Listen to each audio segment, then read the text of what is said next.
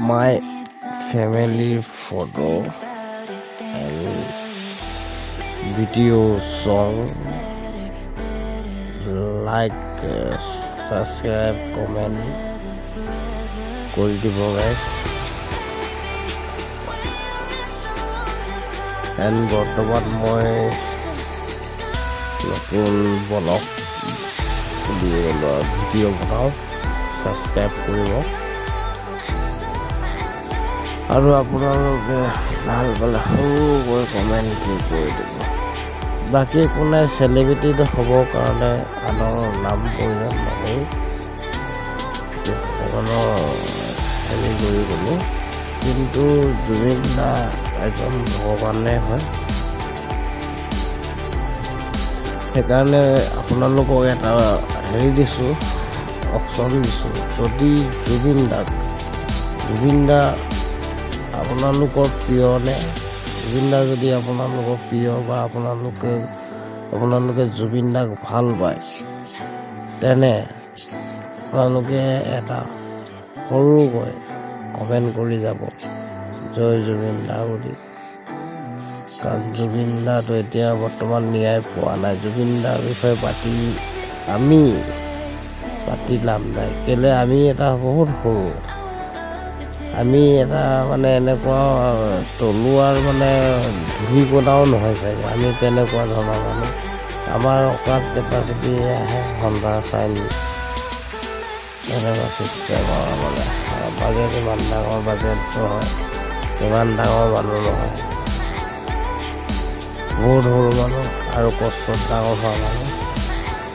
এদিন এসাঁজ খাই দুসাঁজ নাখাই থকা মানুহ। সেইকাৰণে আমি অহংকাৰ কৰোঁ। আৰু জুবিন দাৰ ক্ষেত্ৰতো আমি পলিটিক্স হ'বলৈ নিদিওঁ বুলিতো বহুত কথা কৈছিলে সময়।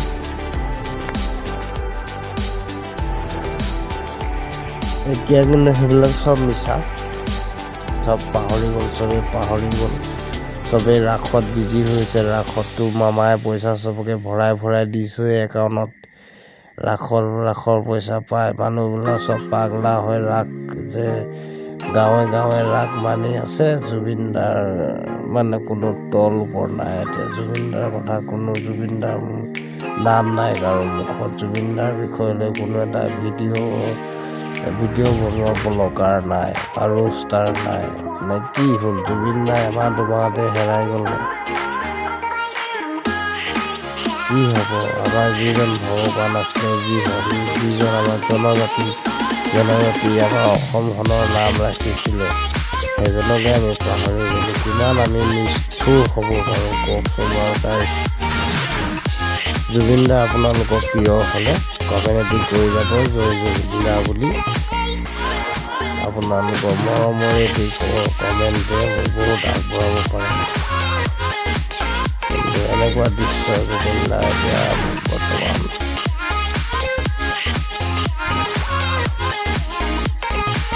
কি ক'ব আৰু, কৈ শেষ নহয়, শুনি ভাগৰ নহয়।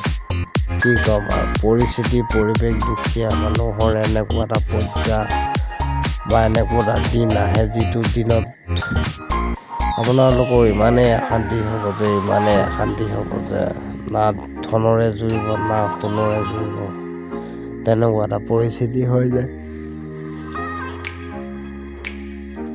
সেইকাৰণে গাইজ, সময় থাকোঁতে সলনি হোৱা, সময় থাকোঁতে চেঞ্জ হোৱা, সময় থাকোঁতে ধন পইচা গোটোৱা, সময় থাকোঁতে নিজৰ ৰাজ্য নিজে খাৰা কৰা।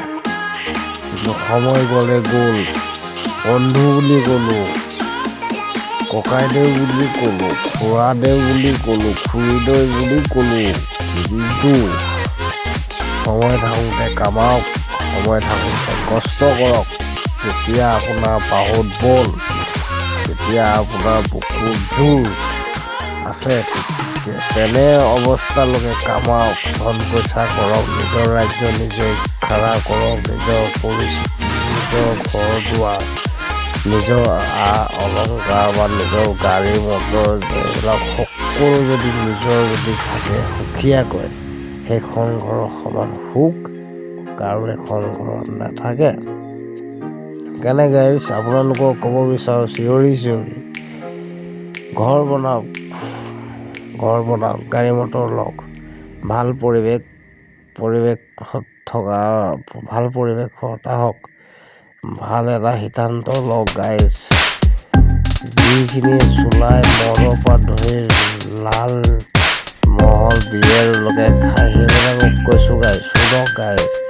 আপোনালোকে এদিনত 1.5 খায়, আপোনালোকে যদি এদিনত 100 খায়, 100টো আপুনি যদি 100 পৰা যদি আপুনি নাৰিকলো যদি 80 টকা ৰাখে, তেতিয়া আপোনালোকৰ মাহত কিমান হ'ব গাইজ আপোনালোকে জানে নাই?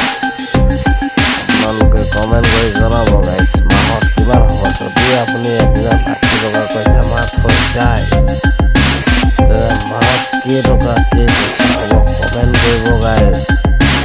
কিন্তু মোৰ শেষ সিদ্ধান্ত, শেষ কথা গাইজ, আপোনালোকে যেতিয়া আপোনাৰ গাত বল বাহুত শক্তি থকাকে কাম কৰক,